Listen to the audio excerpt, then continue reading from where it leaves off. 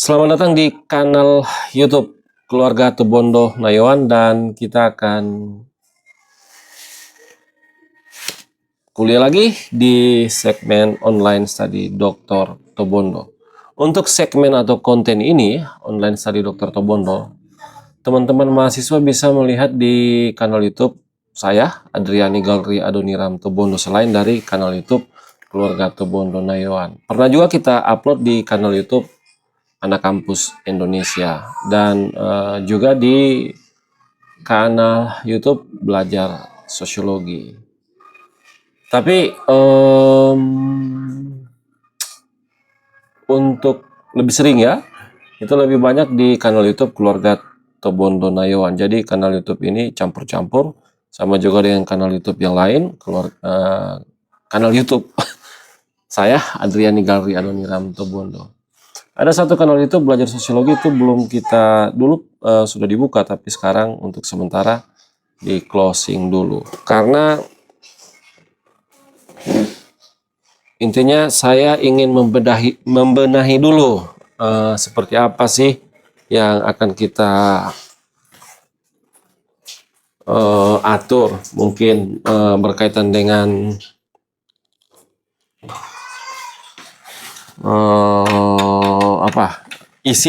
isi dari kanal YouTube itu yang perlu kita atau menyangkut materi-materi di kanal YouTube itu, atau mungkin banyak hal yang harus dibenahi, misalnya berkaitan dengan arah dari kanal YouTube itu. Ada banyak sih konten online study Dr. Tobondo, itu saya upload di beberapa kanal YouTube lain yang saya punya atau yang saya kelola.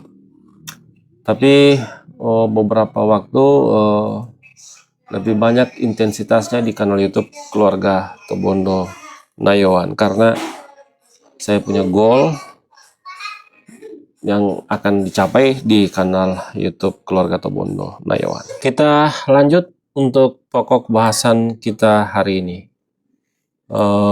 Kita spesifik ya, bicara soal perubahan cuaca atau iklim. Dan nanti pembahasan ini kita akan kaitkan dengan studi pembangunan atau kajian-kajian dalam kaitannya dengan studi pembangunan. Dan seperti apa sih sebenarnya perubahan iklim atau perubahan cuaca yang akhir-akhir ini kita rasakan. Itu begitu saya nilai itu tidak konsisten, dan ya benar-benar ekstrim untuk situasi atau kondisi terkait perikliman atau perubahan-perubahan berkaitan dengan iklim atau cuaca.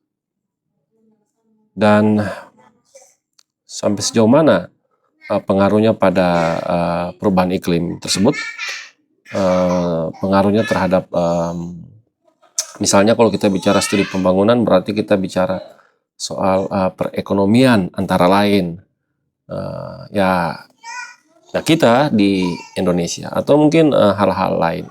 Tapi sebelum kita masuk membahas lebih lanjut, lebih spesifik, perlu saya garis bawahi dulu untuk yang menjadi awal pembahasan, yaitu kasih materi kuliah. Oke, yaitu yang pertama perlu saya jelaskan di sini berkaitan dengan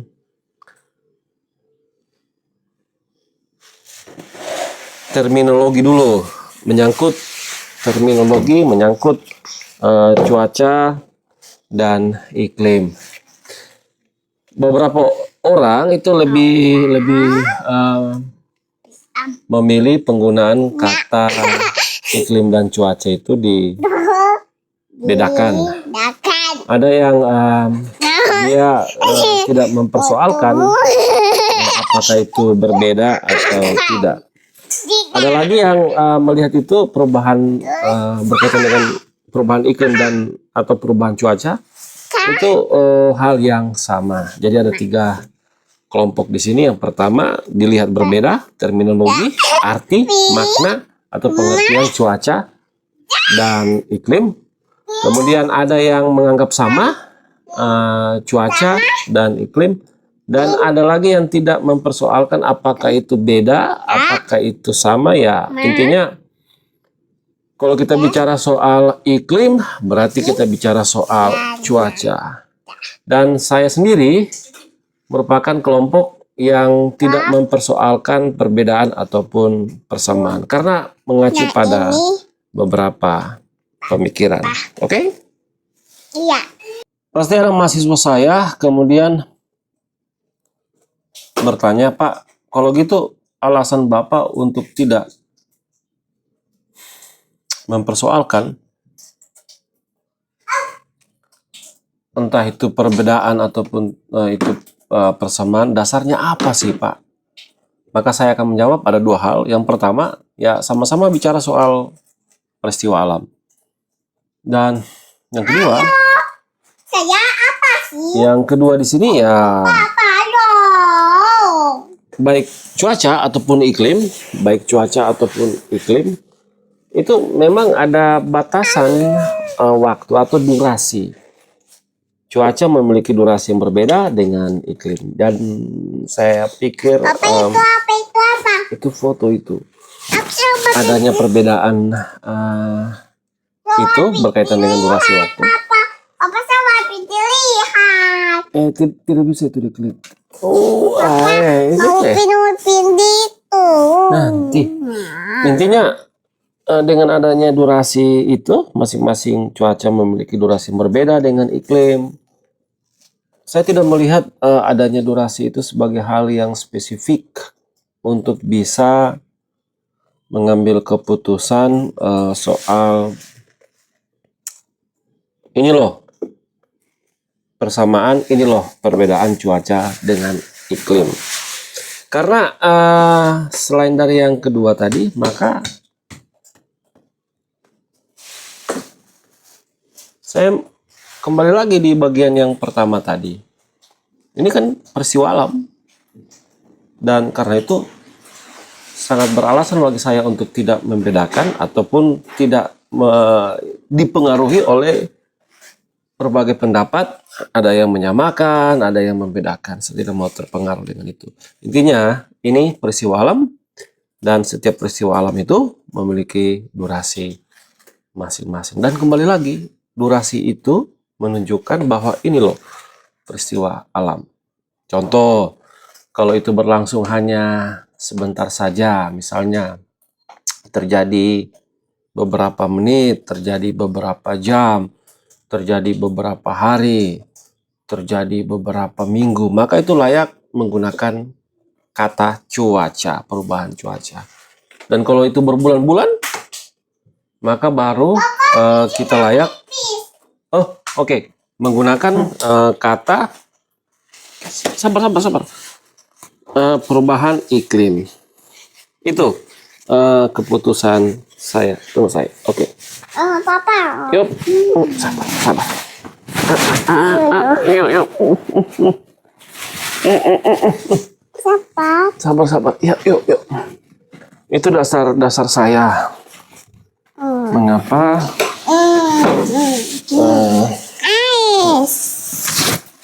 Papa bukan kayak gitu. Iya. Mengapa tidak mempersoalkan perbedaan ataupun persamaan? Karena kembali lagi ini peristiwa alam. Sudah?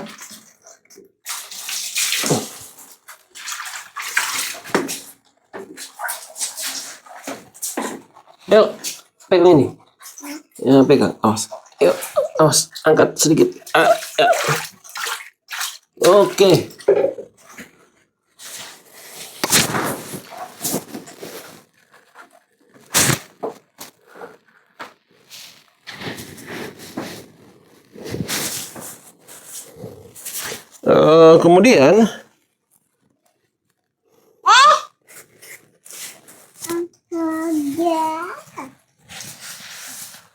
Kemudian kalau kita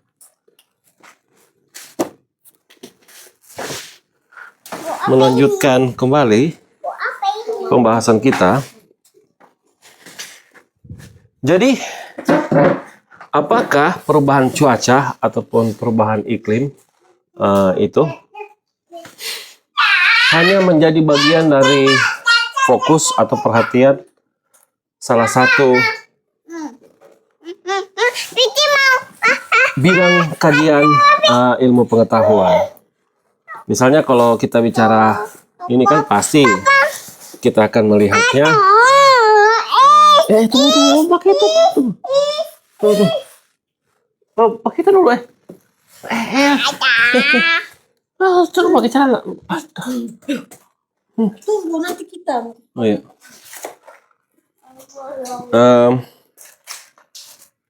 Awas.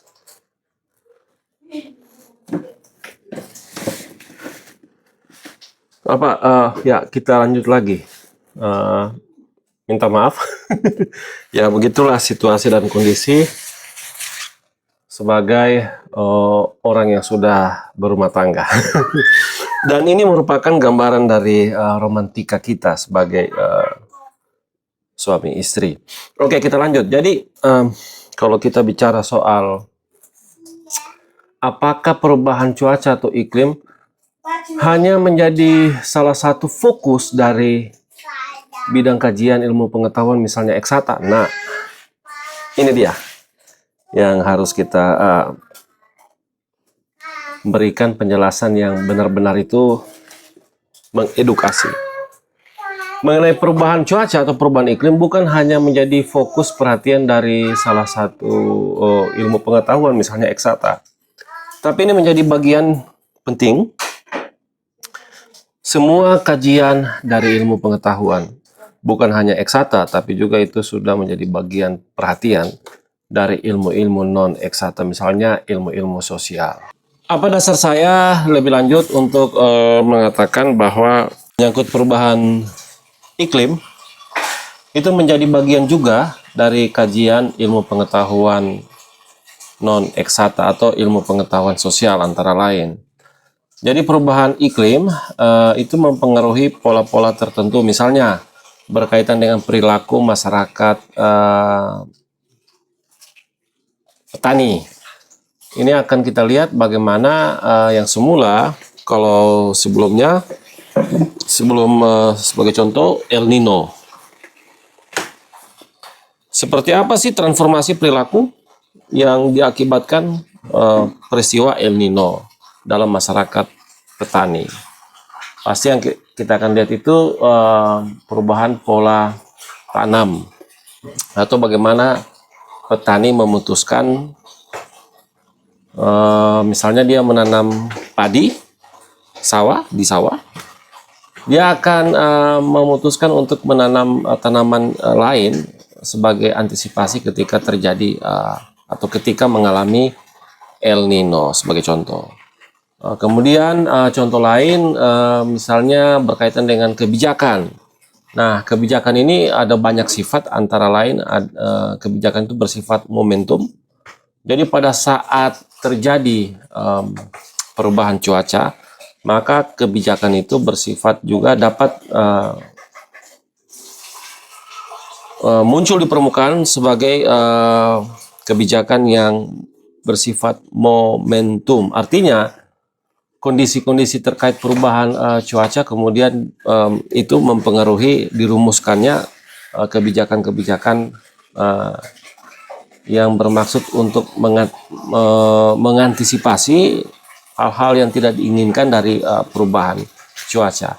Dan karena itu sifat dari kebijakan tersebut ialah kebijakan momentum, berdasarkan momen-momen yang ada. Dan selain itu juga perubahan-perubahan cuaca itu mempengaruhi pola-pola tertentu, misalnya berkaitan dengan kestabilan pasar keuangan. Ini akan berpengaruh besar, dan atas dasar itu saya menilai perubahan cuaca atau iklim sangat representasi menjadi bagian dari kajian-kajian ilmu sosial.